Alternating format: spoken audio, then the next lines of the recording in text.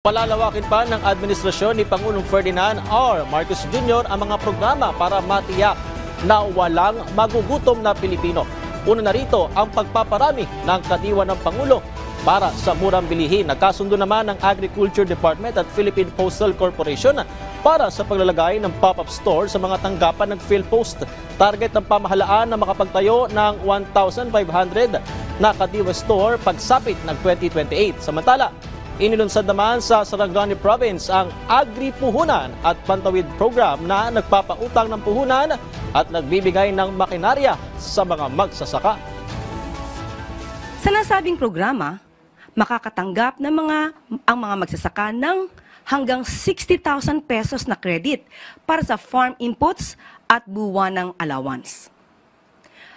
Bukod sa mas mababang interes, insured din ang credit line para maiwasan ang matinding epekto sa mga magsasaka sakaling magkaroon ng mga hindi inaasahang sakuna.